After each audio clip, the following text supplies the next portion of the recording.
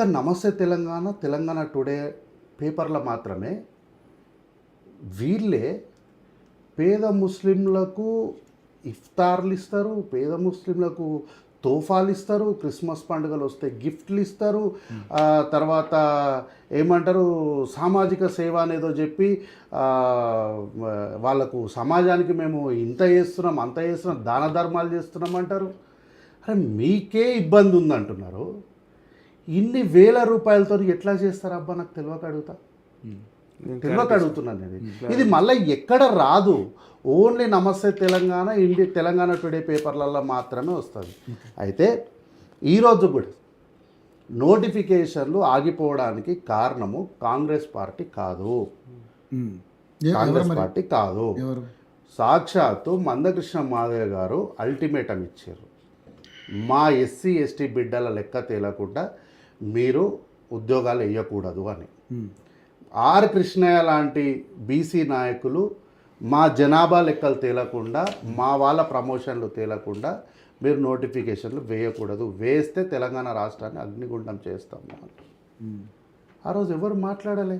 మందకృష్ణ మాది గారి ఉండే అనేది ఉండే ఏష ఉద్యోగాలు వేస్తూనే ఉంటారు, రిజర్వేషన్ ప్రక్రియ జరుగుతూనే ఉంటుంది, బీసీలు జరిగే ప్రమోషన్లు వస్తూనే ఉంటాయి, మీరు అగ్నిగుండంగా మారుస్తే మేము నీటి వనరులమే అగ్నిని ఆర్పేస్తామని ఎవరు ప్రభుత్వానికి అండగొచ్చి ఎందుకు మాట్లాడాలి? సో ఈరోజు నోటిఫికేషన్లు పోస్ట్పోన్ అవ్వడానికి ఎస్సీ ఎస్టీల లెక్కలు తేల్చాలి, బీసీ రిజర్వేషన్ల లెక్కలు తేల్చినాక నోటిఫికేషన్ వేయడానికి ప్రభుత్వం సిద్ధంగా ఉంది అని నేను గతంలో చెప్పిన.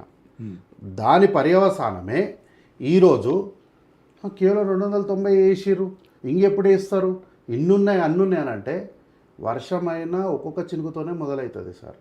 గతంలో వనపర్తిలా కల్వకుంట్ల చంద్రశేఖరరావు గారు పెద్ద సభ పెట్టి 1,00,000 మందిని తెచ్చి హెలికాప్టర్లో దిగి ఏమన్నాడు, రేపు పొద్దున చూడండి అద్భుతం చేసేస్తున్న తెలంగాణ రాష్ట్రంలో రేపు శాసనసభలో అన్నాడు. వీళ్ళందరూ మరి ఆ సభ చూసిరో నాకు తెలియదు. శాసనసభకు వచ్చి ఇప్పుడే అయిపోయింది, ఇచ్చేసిన అయిపోయింది, ఇక తీసుకపో అని అన్నాడు. తెల్లారితే మీలాంటి జర్నలిస్టు సార్ దీనిపైన ఏంది ప్రక్రియ అంటే, అయితే అట్లా రాత్రికి అయితే అట్లా కోర్టు పరిధి చాలా ఉంటుంది అనగానే ఈయన కోర్టుల కేసు అయింది. అందుకనే ఓడగొట్టి అయితే అట్లాంటి సార్ ఆగండి సార్ ఆగండి ఒక్క నిమిషం ఆగండి. అయితే మరి మీరు దాడి అంటే సబ్జెక్ట్ ఏముంది, మీరు ఆల్రెడీ ఇద్దరు వేసిరు, మరి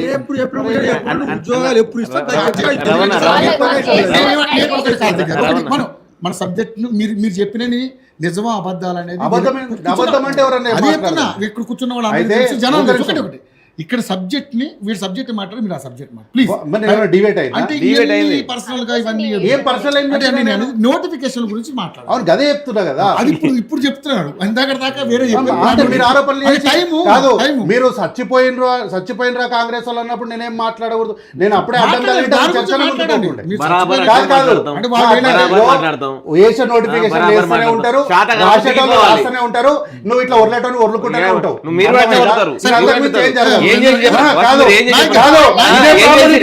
బాగుండదు, ఇదే ప్రామాణికం అంటే బాగుండదు, ఇదే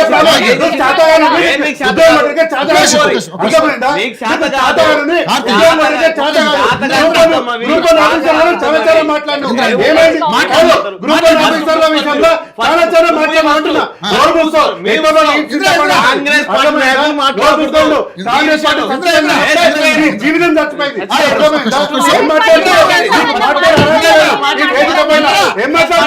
నీకు ఆ స్థాయి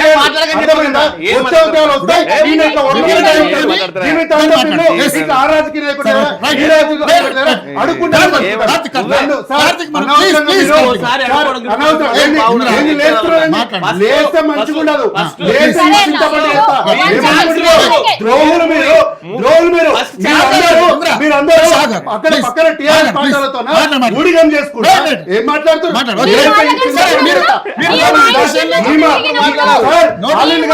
సాక్షాత్ ఈమెనే పట్టుకున్నాం మేము, ఏం చెప్తారు?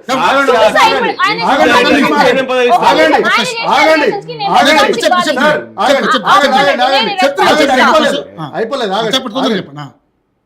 సో గతంలో అట్లా జరిగినాయి కాబట్టి కల్వకుంట్ల చంద్రశేఖరరావు అని పక్కన పెట్టారు. అవును. సో మా హయాంలా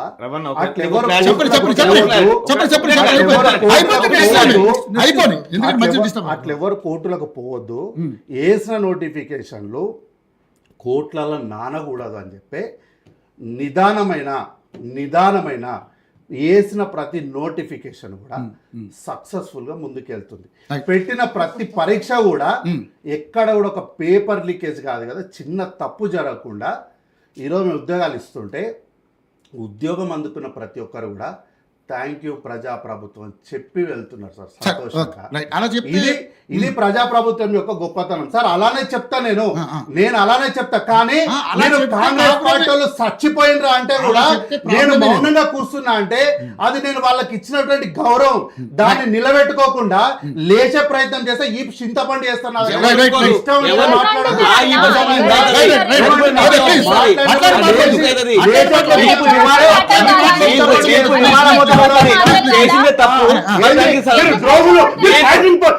పని చేస్తా అని చెప్పి వీళ్ళు ఈరోజు చెప్తున్నారు.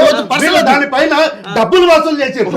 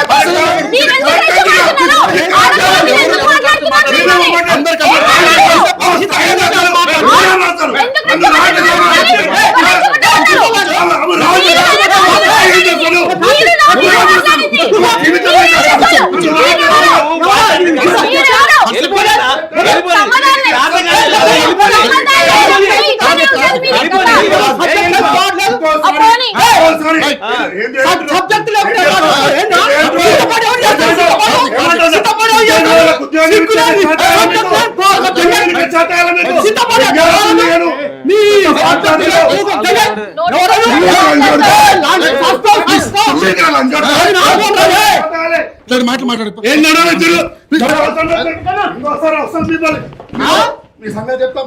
అసలు ఏం మీరు ఇది అన్న ఇది రెండోసారి ఎప్పుడు మీరు